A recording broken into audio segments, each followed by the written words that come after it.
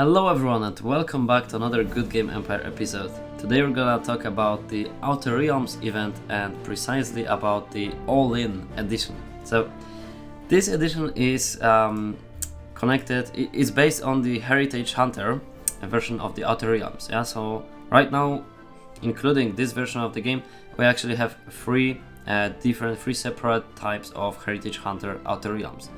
We have the normal one, we have the Mystic Castle, where your main castle is moved to the Outer Realms, and we have this new All-In Outer Realms based on Heritage Hunter as well. So what actually is this All-In Outer Realms? So how it works is you can either go all-in or go nothing, basically. So you can buy an offer or you can just skip that offer and don't buy it. So there's only one offer. There are no prime times, no offers which require you to purchase a special amount of rubies or something like that. No, you just have to buy one offer if you want to participate with this offer, and you need to buy rubies for it. So because it costs you rubies and you need to spend them. The trick is there are no prime times, so you actually have to buy the second smallest pack. Because with the smallest pack it won't be enough for you to buy this package. So you have to spend twice as much as usual if you are usually playing Outer Realms with the smallest pack of rubies, which is usually enough to get you the smallest offer on the typical Outer Realms. But here you need to actually buy the second smallest one to buy the offer, and you're gonna be left with 1000 rubies on your account. So the offer includes 600,000 troops.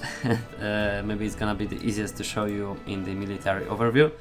So 150k of each the veteran composites and veteran flamebearers, and same for the deadly horrors and demon horrors.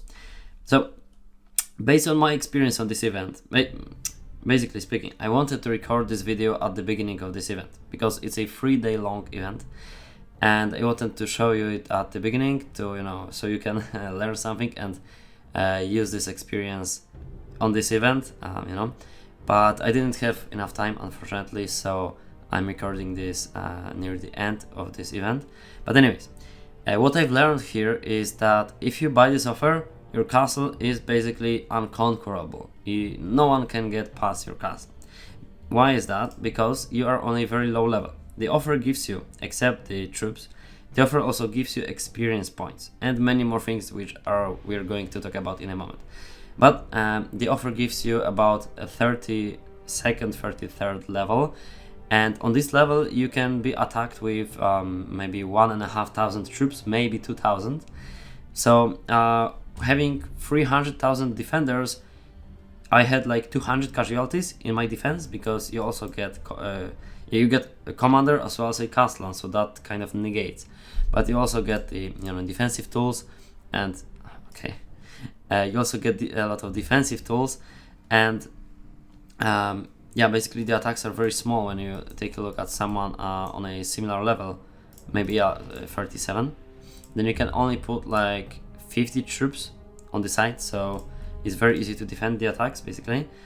And it's just impossible to defeat one's castle. So you're just playing, farming points from the players who didn't buy the offer, because they can't defend themselves, because their only option is to defend using the coin troops. And obviously, when you're having 600,000 troops, the coins on free-to-play accounts are just pointless. It's not gonna work. Yeah? You can just hit them and get the points. So everyone is starting with 5,000 heritage, and you're just grabbing 10% of that heritage from them, and that's how you're making your score if you bought the offer.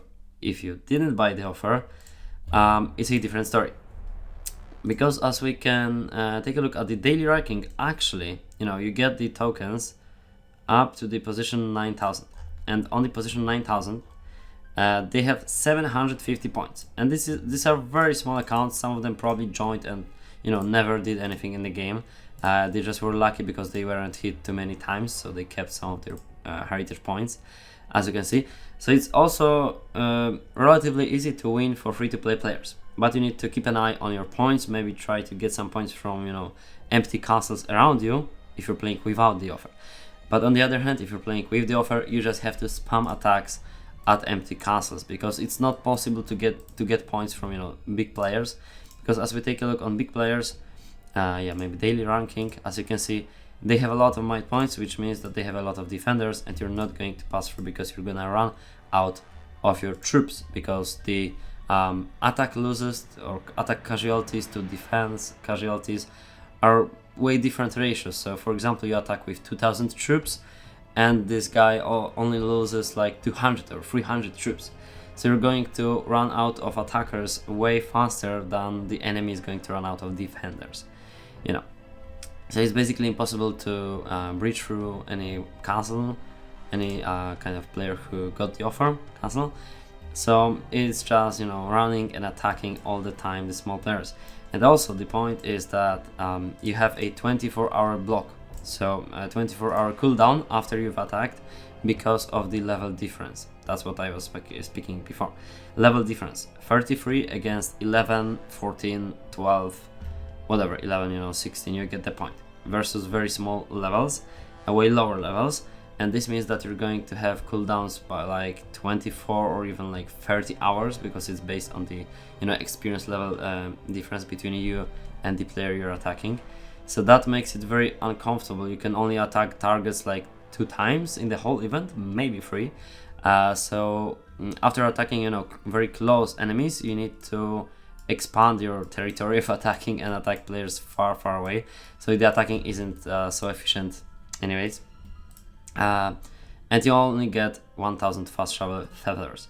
Okay, so what else do you actually get from this offer? As you can see, I didn't build up my castle, but I could, because we get 5 million wood, 5 million stone, and 100 million food, which is actually I believe not enough to supply these troops. They will starve a few hours before the last reset. I may be wrong, but I think it was this way. Yeah, so I had to delete 150 troops.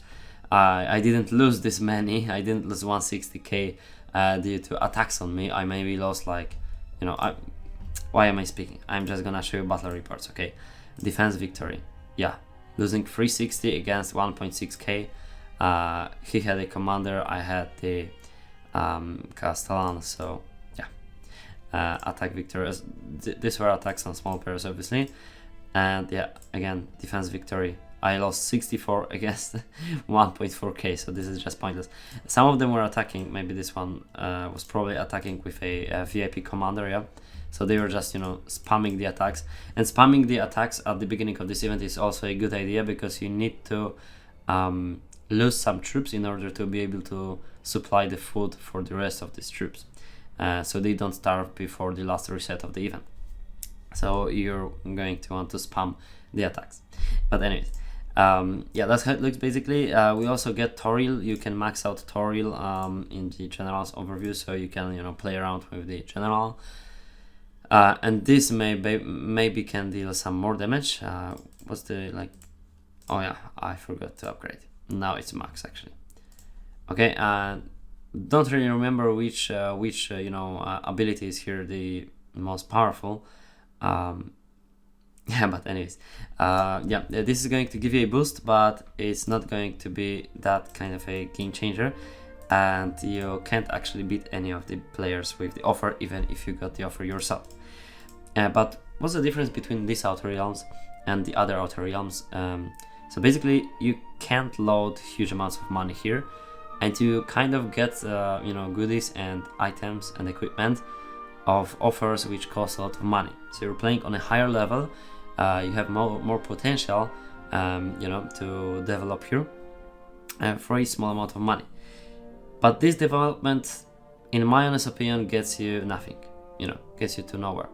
Because, as I said before, like 5 times already, you can't beat any castle here. So it's not kind of balanced. It makes no sense. The offer is, in my opinion, too strong, because the castles are unbeatable, and you're just playing, hitting the small castles, and that's it basically. So it gets a little bit boring. But on the other hand, many players on low levels without the offer can actually get tokens. Look at this. So how many players? Let's give me a second. I'm actually going to check how many players bought the offer. So yeah, this is the breaking point, I believe, like 1 million points something. 500 Okay, we need to add also players on these levels. This is going to be maybe a little bit more, so it's gonna be, yeah, 1.1, 1000, 1100. Here is going to be a very small number, yeah, like 150. So let's wrap it up at 1.3k. So 1.3k players bought the offers, so that makes a 7,700 space for players without the offer to actually get the tokens. And when you take a look at how many players joined this event, it's 21,000. So among, you know, like 20,000, 7,000 are going to be guaranteed to get the rewards. And you know, the point threshold is very, very low here. So actually, without much effort, you can get the heritage points. And the better part is that you can only get attacked each 24 hours by, you know, the enemy castles. So so that's how this outer realm basically works. Maybe if you have some ideas or your own feedback, opinion, you can share them in the comments. Well, I don't have so much, you know, kind of a guide or a huge comment on this, because it's a first run, and I think this needs to be, you know, polished a bit and changed, because in this current version it's relatively boring, and you know, it's just 1 to 0. You either get the offer or you don't. Well, the name says it all in or nothing. Yeah. So well, I believe that it's going to, you know, allow you to prove your skills. But yeah, you prove your skills in how many players you can hit. But we're speaking about the small players without the offers, as I said before. So it's proving how fast you can attack enemy castles, how efficiently can you use your boosters, basically, and that's it, I think. You know, I'm not a master on outer realms, so this video is more like a casual one, not showing you kind of professional tips. So forgive me for that. But anyways, that's how it looks. So well, yeah, if you have any comments, thoughts, then feel free to share them in the comments, and remember to like the video, subscribe the channel, and see you in the next video.